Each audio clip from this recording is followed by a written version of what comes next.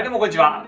ゆうきです。今日もね、ボスのエフェクターを紹介していきたいと思います。今日紹介するのはこちら。ボスのコンパクトサイズのギターシンセサイザー SY1 です。これはね、このコンパクトサイズにですね、ギターシンセサイザーが入ってて、普通のギターを使ってギターシンセの音が得られるっていう、コンパクトエフェクターです。今簡単に言ってますけど、それってめちゃくちゃすごいことで、シンセサイザーって言うと鍵盤があって、機械の音が出るような、シンセサイザーってありますよね。坂本龍一さんとかのシンセサイザーってすごいかっこいいサウンドだと思うんですけど、ギターシンセサイザーっていうと、1977年にですね、ローランドが発表した GR500 っていう世界初のシンセサイザーがあるんですよ。ギターの楽器自体がギターシンセサイザーっていう楽器なんですよ。普通にアンプにつなぐんじゃなくて、そうやってシンセサウンドを出すっていうような設計です。基本的にはギターシンセサイザーっていうのは特殊なピックアップがついていて、専用の設計がされているわけです。で、ボスのテクノロジーでですね、ギターシンセサイザーがエフェクターのサイズになって、普通のギターを使ってギターシンセの音が鳴らせないかっていうので作られたすごいのが SY300 です。こちらもですね、デジタルの処理でですね、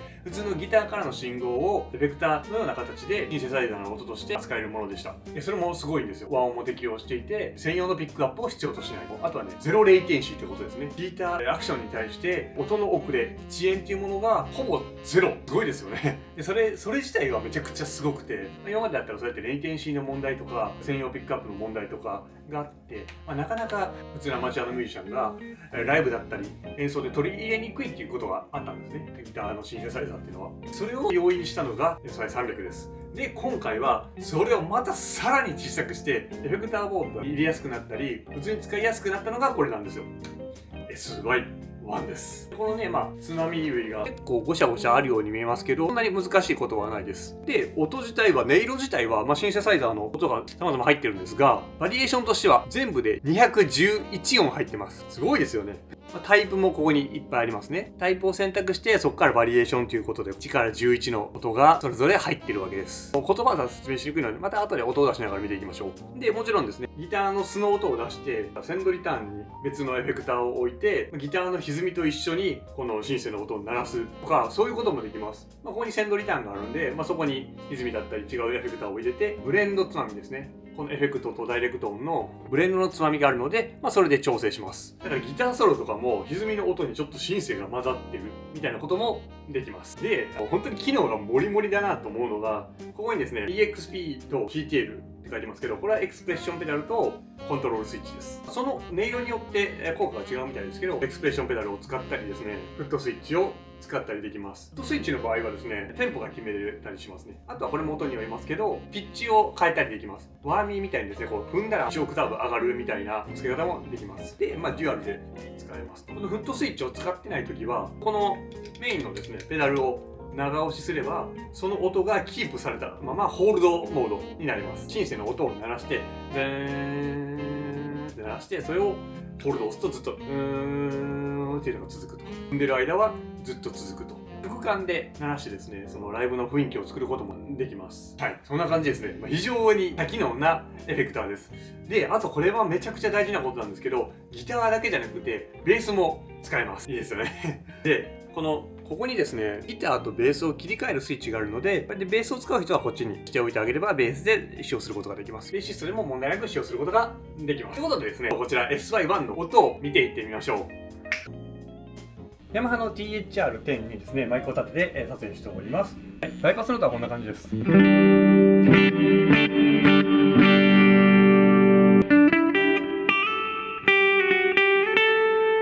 ンセの音はですね、リバーブをちょっと強めにかけてあると気持ちいいので、今ちょっとちょっとだけリバーブをかけています。はい、そんな感じでやります。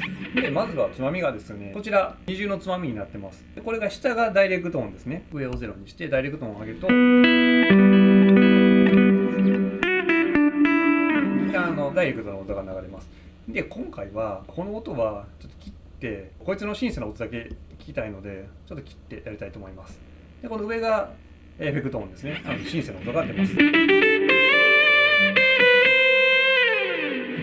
い、かっこいいですね。ここでですね、ダイレクト音とエフェクト音をブレンドできます。で、こちら、上がトーンとレート。で、多分、リズミカルなフレーズに関しては、多分レートが効くんじゃないかなと思います。で、デプスは音の深さ。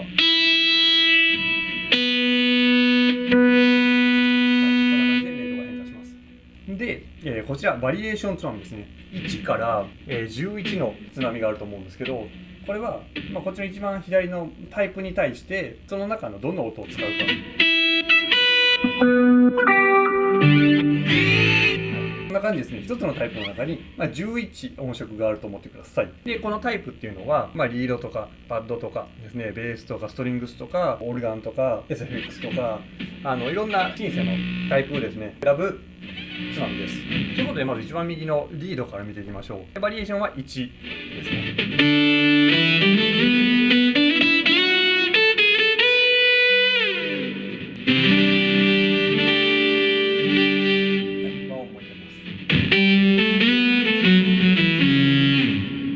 すごいいいですよね、このシンセの音って感じです。ちょっと多いのでどんどんいきましょう。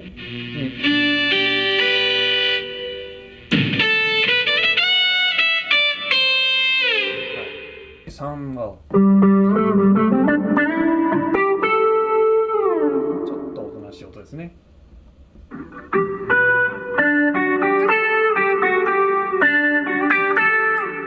んな感じですね。どんどん音を変えていけるんですよ。こ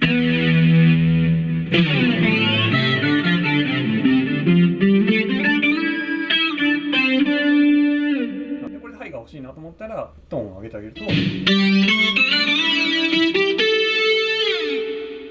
ハイが上がります。こうやってね、音作りをしていく感じですね。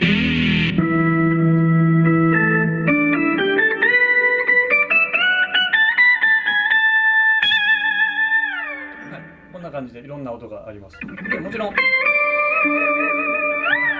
ターとチョーキングスライドだったりハーモニクスだったり、ギターで出せる音っていうのはしっかりですね出てくる感じです。ちょっとボリューム注意なところはありますけど、非常に面白いサウンドがたくさん作れます。で、次リードですね。リー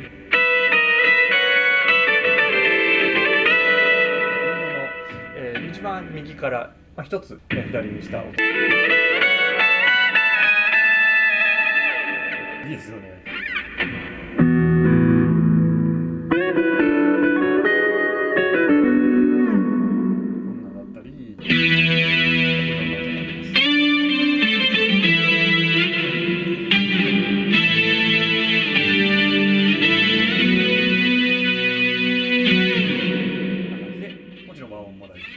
こんな感じでいろいろどんどんいきましょう。次パッド。こ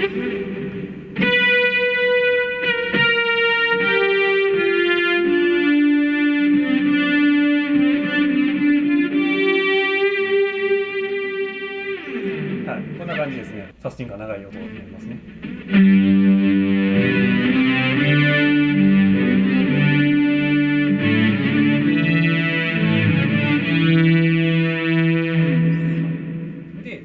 さっきちょっと冒頭でもお話ししたんですが、こちらですね、サウンドホールドってありますね。なので長押しするとこうや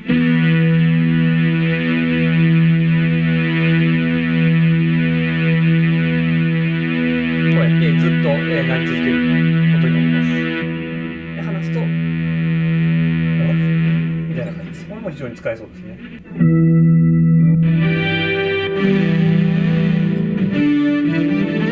今 ES335 で鳴らしてますけど、335を持っててこの音が出てきたらびっくりしますよね、ライブでね。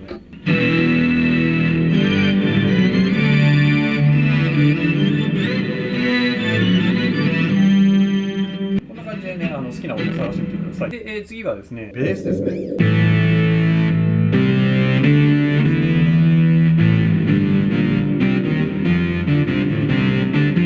いいですね、ストリングス。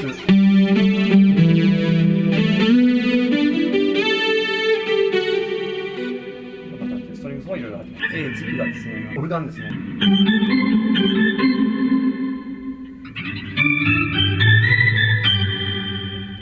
次がベルですね。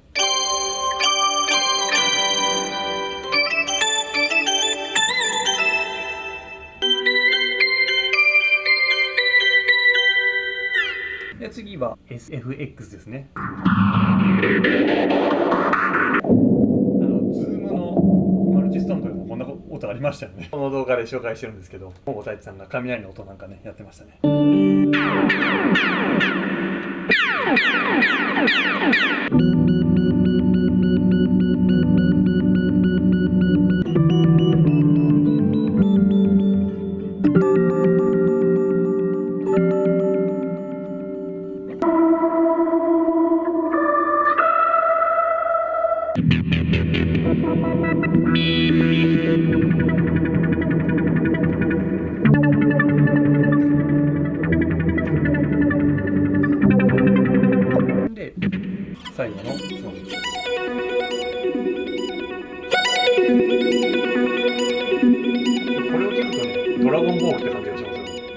こう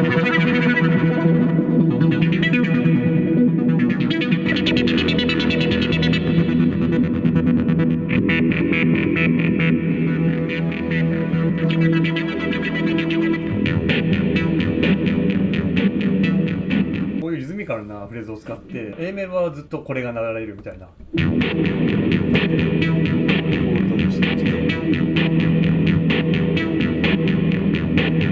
とかでもいいですし、なんか非常に、ね、面白い使い方ができます。こういうリズミカルなフレーズにですねホールドがついてるってやっぱいいですよね。すごい、ね、できることが多い感じですね。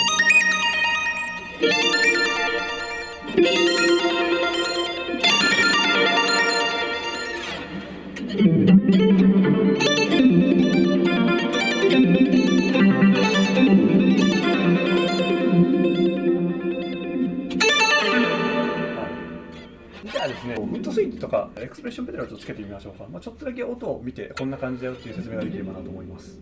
まずエクスプレッションペダルを使うとどうなるかというのをやってみましょう。ここにね、入れます。ボリュ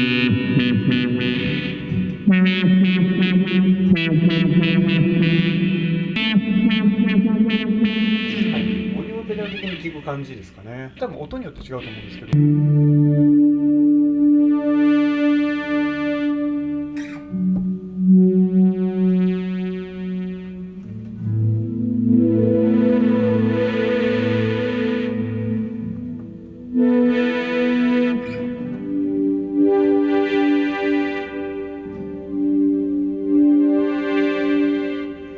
こういうボリューム奏法的なができると思います。あとは結構リズミカルなフレーズがありましたよね。こ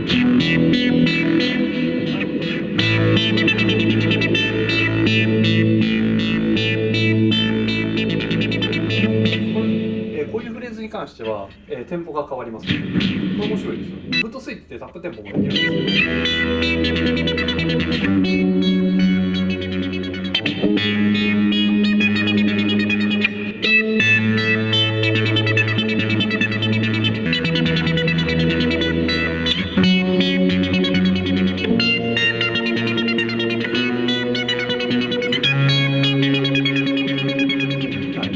シームレスに変えれるのがすごく面白いところだなと思います。じゃあ次はですね、フットスイッチ試してみましょう。2x1 のこのペダルを踏み続けるとホールドっていうのがありましたね。で、そのホールドがフットスイッチをつけると、この長押しが効かなくなって、この2機能が移動します。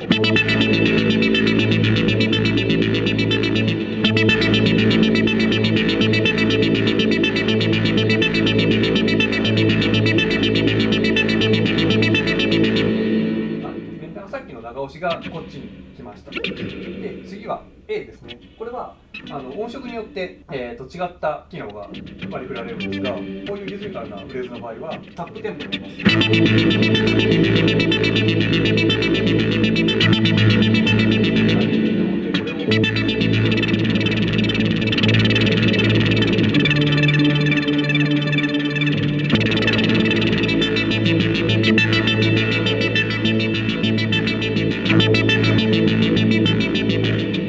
生のリズム楽器ですね。ドラムとかバンドに合わせる時だったりも、ギタリストの方でもテンポがずれないように調整することができます。でもう一つですね、単音の場合、こういったこう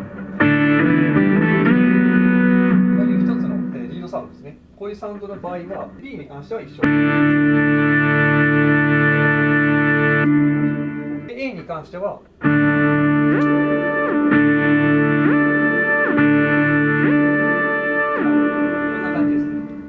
ピッチが変更できます。1オクターブ上がります。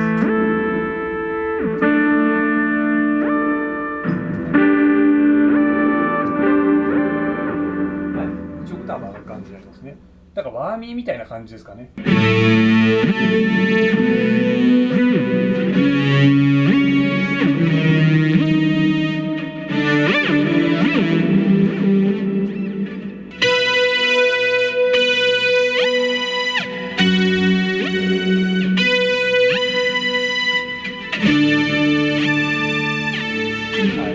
こんな感じの面白いことができます。なのでですね、非常に使いやすいかなと思います。僕がこれ使ってて思うのは、やっぱりですね、フットスイッチは使った方が面白いなっていうのがあって、自分的にはですね、この FS6 っていうのがおすすめです。スイッチがですね、片方しかついてないものもあったり、縦長になってて小さいスイッチが上下に AB ってついてるものはあるんですけど、 FS5 とか FS7 とかですね、それに関しては全然使えれば何でもいいんですけど、僕的にはね、こうタップテンポだったりするようなことがあるんだったら、こうやって踏みやすい横に並んだデュアルスイッチがいいかなと思います。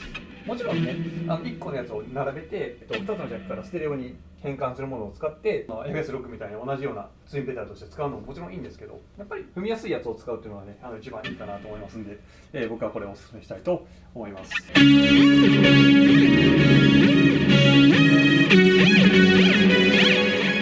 こういうオクターブのピッチの変更があるとですね、本当にシンセサイザーって感じがしますよね。とっても面白いシンセサウンドになるんじゃないかなと思います。ぜひね、こういうペダルを用いてですね、いろいろ試してみてください。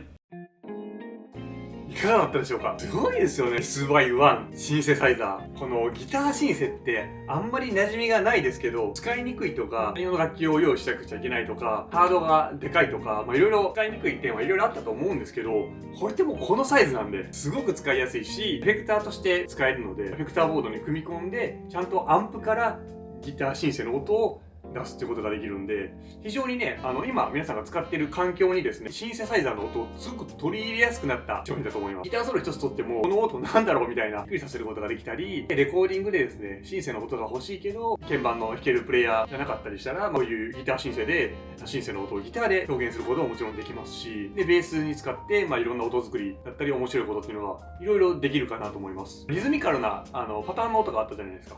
ああいう音だけじゃなくて、このシンセのストリングスだったり、リードとかバッドとかって、普通にギターの音色の一つとしてめちゃくちゃ使いやすいと思うんで、ぜひぜひ試してみてください。